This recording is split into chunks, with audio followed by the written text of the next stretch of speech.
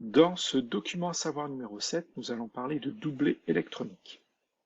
Le modèle de la liaison de valence, proposé par Lewis, repose sur l'organisation des électrons de valence des atomes.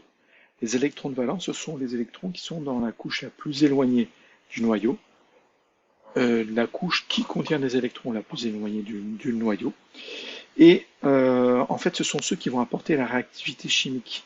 Voilà pourquoi ce sont les plus importants. Pour former des liaisons entre deux atomes, les électrons de valence sont mis en commun. Les paires d'électrons ainsi formées sont des doublés liants, représentés par un tiers entre deux atomes. On va prendre l'exemple de l'atome d'oxygène. L'atome d'oxygène qui est représenté ici ou ici, on voit qu'il va faire deux doublés liants, il va créer deux liaisons avec par exemple deux atomes d'oxygène. Et pourquoi il va créer ces deux liaisons? Parce qu'en fait, il va lui manquer deux électrons dans sa couche externe. La couche externe est la couche numéro 2. Pardon, si je prends le... Bon, voilà. Sa couche externe, c'est la couche numéro 2. Il possède deux électrons ici et 4 là. Et en fait, pour remplir sa couche externe, la couche numéro 2, il en faudrait 6 ici. Donc il en manque 2. Donc il va trouver deux atomes avec qui il va échanger deux électrons. Alors, il va les mettre en commun, il ne va pas les échanger, il va les mettre en commun. C'est-à-dire, je t'en donne un, tu m'en donnes un. Et les deux électrons appartiennent aux deux atomes. Donc à chaque fois qu'il va créer une liaison, il va gagner un électron.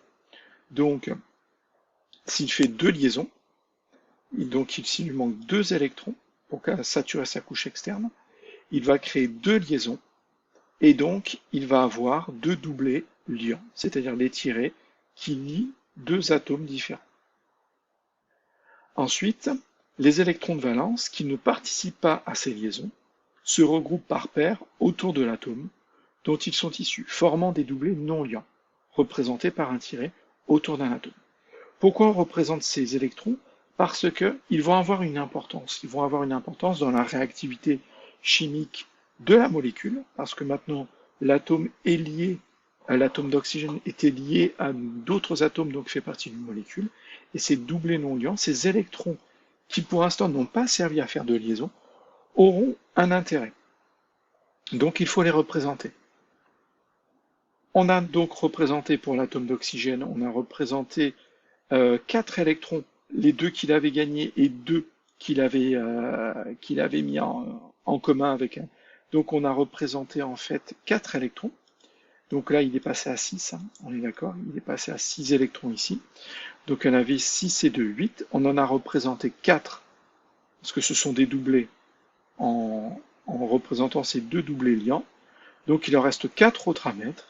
Et on va donc deux doublés et deux doublés non liants. On va les mettre autour de l'atome d'oxygène. Donc voilà les doublés liants et les doublés non liants qui doivent être représentés dans la représentation de Lewis.